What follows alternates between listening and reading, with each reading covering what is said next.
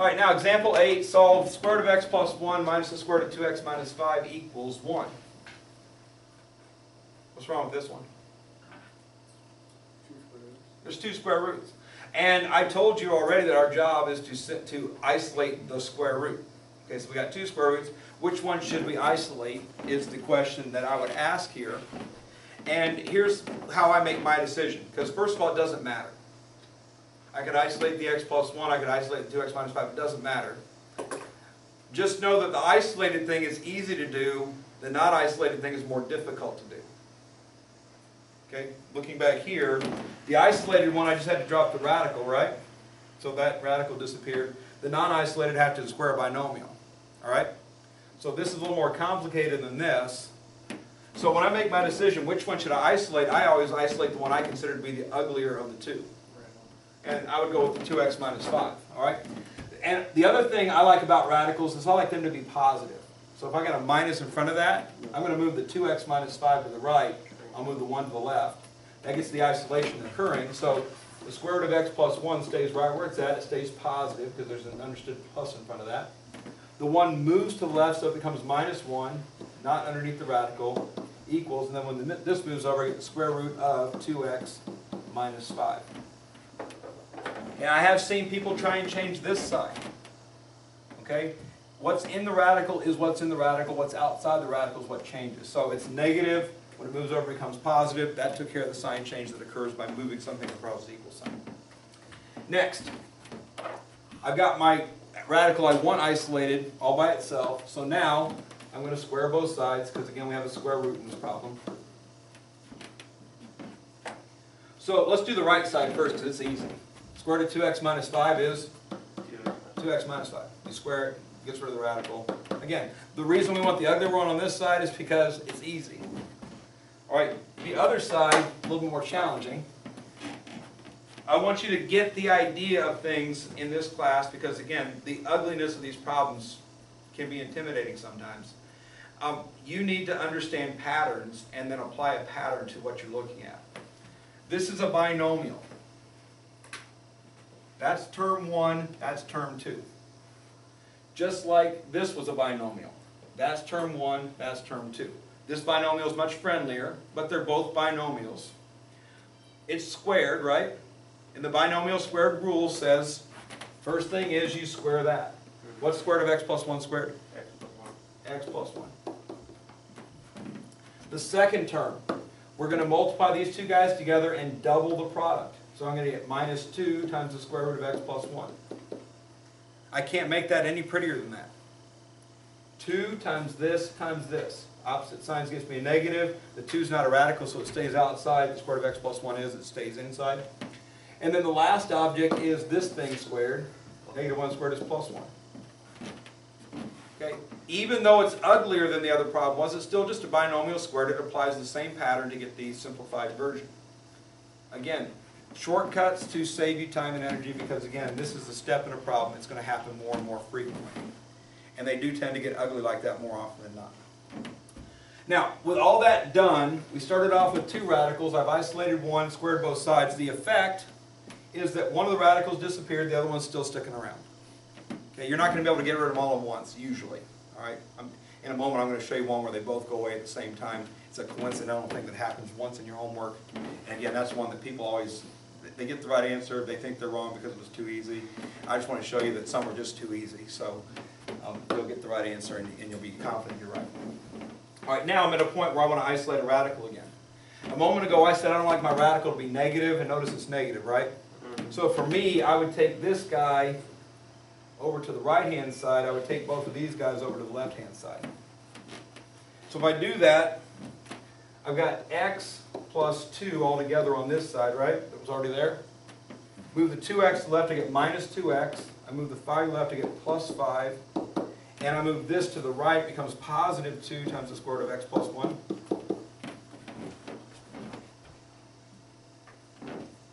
I then want to simplify this because I don't want to do 4 terms to the second power, right? So I'm going to add these together. 2 plus 5 is 7. X minus 2x is minus x. If I have one positive, one negative term, I like to keep them positive first, negative second. It doesn't matter. Negative x plus 7 is also right. I just think that looks nicer. I don't need the parentheses around here, we'll do that in a second.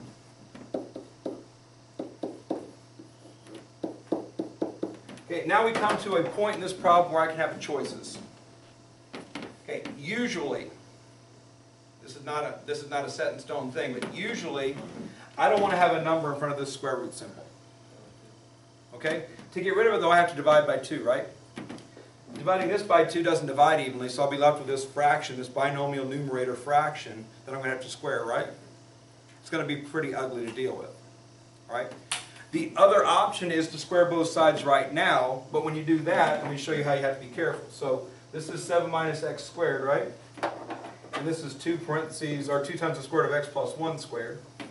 What you have to be cautious of is 2 is being squared and the square root of x plus 1 is being squared. Okay, a lot of times people will do this, they won't square the 2. They'll just square the square root of x plus 1. And they also won't put parentheses. So I'll show you all this stuff put together. So squaring this side, just binomial squared stuff again, right? So 7 squared is 49. 2 times 7 times negative x is negative 14x. The negative x squared is positive x squared. So that's the left-hand side. The right-hand side, I've got a 2 squared, which makes 4. And I've got a square root of x plus 1 squared, which makes x plus 1. This 2 is being multiplied by that whole thing, so this 4 has to be multiplied by that whole thing. So a couple mistakes that can occur that I've seen people do in the past, and I want to make sure that I point out so that you are more watchful. You have to square the number that's outside.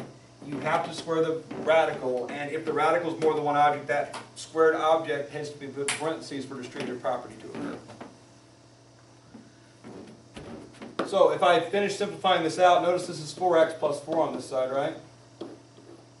So if I see a quadratic equation, I'm going to slide everything over to the one side with the x squared on it. Descending order, so x squared first. This is going to be minus 4x, so it makes minus 18x. This will be minus 4, so it makes plus 45. Alright? And again, we're considering that it's probably going to be factorable. Can anybody tell me the numbers that make 45 and negative 18?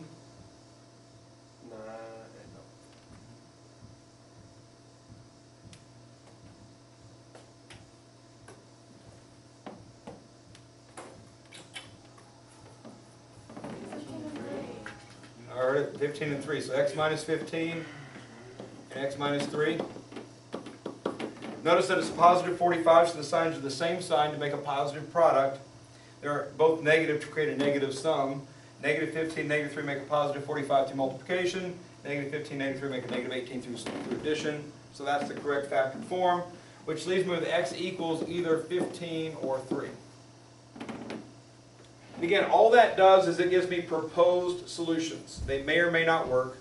If they do work, great. If they don't work, then I've got to go back and erase or delete the one that doesn't work. So let's try 15 first. Again, to the extent you need to do it, you need to write this out. So if I put 15 in place of x, 15 plus 1 is 16 for the first radical.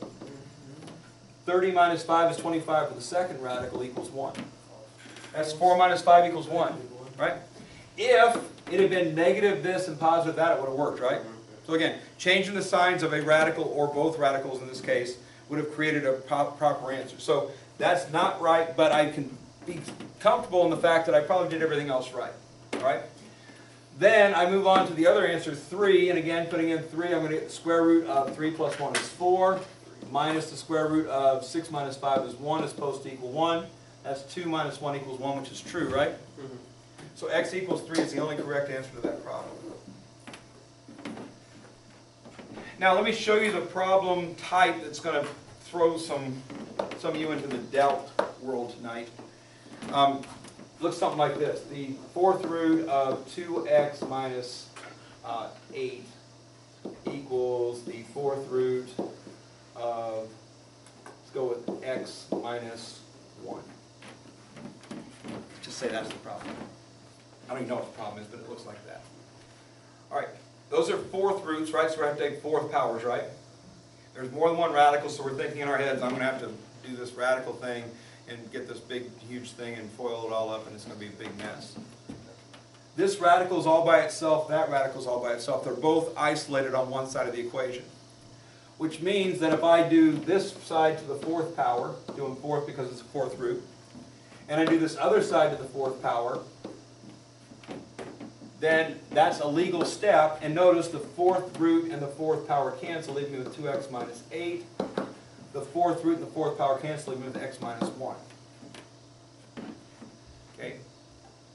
That's about the time students start coming to ask me, am I doing this right because it's too easy? And the answer is yes, you're doing it right, and yes, it is that easy. So, next, move the x over, move the 8 over. That gets me to x equals 7. That represents the proposed solution. Next, we go back and substitute those numbers in. The fourth root is going to be 14 minus 8 is 6, right? And this is the fourth root of 7 minus 1, which is? 6. That's the other place people go. I don't know what the fourth root of 6 is, Mr. Klein. I don't either, but I know those are equal. That's all I need to see, that they're equal, right? So that shows me the answer is correct, all is well. All right, so keep that in mind, that there is a problem similar to that. You're going to need an answer that's going to get you like roots that don't come out nice and pretty, but they'll be exactly the same. That means they're equal. That means that you're right. Okay, so don't doubt yourself. Just do what you're supposed to do and have faith that you're doing it right, and hopefully it'll work out better for you than it has for past students. Are they going to have a problem where it's fourth root and then like an x